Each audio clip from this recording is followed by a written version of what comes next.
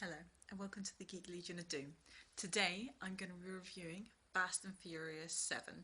So obviously by its title, it's the seventh film in the Fast and Furious series. Let's start off with a quick go over of the cast. So we have Dwayne "The Rock" Johnson. He plays Luke Hobbs, so retaking his role from the sixth film and fifth. We've got Vin Diesel playing Dom Toretto. Paul Walker playing Brian O'Connor / Cody and Caleb, but I'll go over that. We have Jason Statham as Deckard Shaw, so he is playing the older brother of Shaw from the sixth film, who comes to get revenge. The Shaw from the sixth film, and he plays unconscious in this one. It is played by Luke Evans, so you'll have to watch the sixth one to obviously know the beginning part of this story, but I suggest you watch all of them. Anyway, back on. We've got Michelle Rodriguez playing Letty, Therese Gibson playing Roman, Ludacris playing Tay, and then we've got Kurt Russell playing Mr. Nobody, and then we've got Natalie Emmanuel, she plays Ramsey.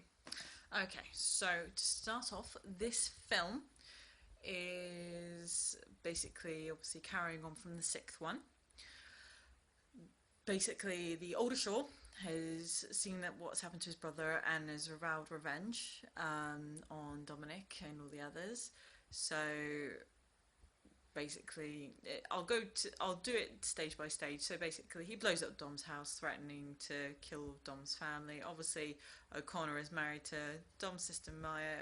They have a little boy, Jack, and obviously he managed to save them. And as Dom is trying to going to a funeral, if you watch Fast and Furious Tokyo Drift, you'll see that it is Han's funeral.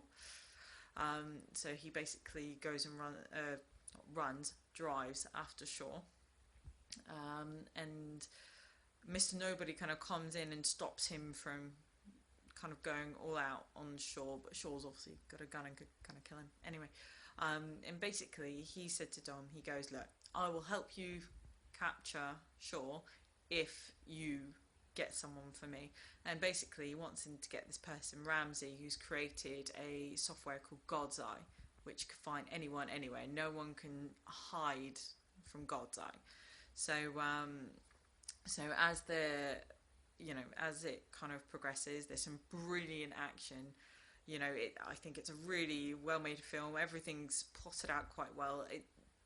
Unlike the others, some parts could just get so boring, and the few parts that it did lack in this film were definitely held up by the rest of the film, which some of the films cannot boast.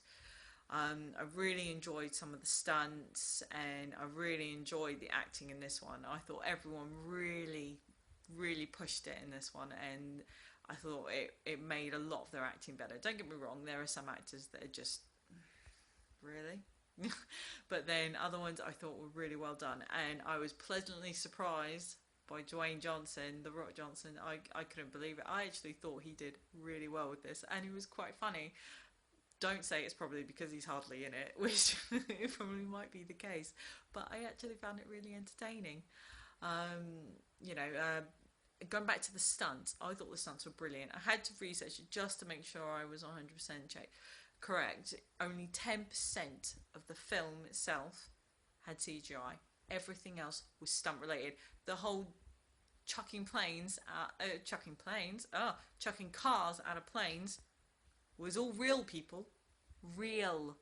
I couldn't believe that. I thought it was part of the CGI. It wasn't. I was pleasantly surprised. You can imagine they only did one or two takes of that, because that's a lot of cars. There's a lot of flying out of airplanes. I really enjoyed it. I thought that was probably the best part of the film, because the actors, most of those are their genuine reactions. Which I thought was really good. Unfortunately, 230 cars were seriously harmed making this movie. 230 cars. It's enough to make anyone cry. I'm an avid car fan. That makes me cry. That's ridiculous. But that's what you get with Fast and Furious. They actually genuinely crash the cars into each other and everything, and it was just Oh, and the part where Connor runs up the coaches and everything, that's real too. Couldn't believe that either. That was really good. I really enjoyed that. I thought the script was okay. So some parts, obviously, like you do get with some scripts, that the script is okay, but the cast, they do what they can with the script, and I think they did really, really well. Obviously, during the making of this film, Paul Walker unfortunately died, which is a terrible loss to the, I know, just to the acting industry, but also to the Fast and Furious series as well. Someone as good as him and someone that did as much for humanity as he did. It is a loss. And during the film, because he only had a few more scenes to do, his brother Cody and Caleb Walker finished it off for him. So they CGI'd obviously Paul Walker's face onto theirs. At the very end, the original ending was meant to kind of explore the world of Fast and Furious a whole lot more, but they obviously changed the ending to dedicate to Paul Walker. So Dom leaves at the end without saying goodbye, gets in his car and drives, and Paul Walker comes riding up. In this, I think it was Cody or Caleb, one of them were obviously actually driving, and as they were driving, Dom went one way and Brian went the other on two different roads. It was a very, oh, excuse me, it's a very sad and a very beautiful ending. I think it's a very girl thing of me to do, but I thought it was really well done and very, very fitting. So I thought that was really good, and that made a perfect touch to the film. Truly did. I thought it was probably one of the best things I'd seen. Obviously, it is a car film.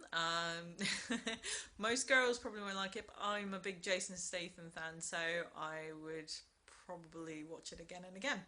So, this film, my personal opinion, I think deserves an 8 out of 10. It is by far the best Fast and Furious film out there. Better than 1, 2, 3, 4, 5, and 6. I don't care what anyone says, for me, it's one of the best. And I would definitely suggest everyone to at least watch it just once. Just go in like you would every single film of Fast and Furious. Go in, expect it to be rubbish, and you will be amazingly surprised. I'm going to tell you that right now. So, I hope you enjoyed this review. I hope you enjoy the film. Please do watch it. And, I hope you have a really good time with it. So, geek out. Have a good day.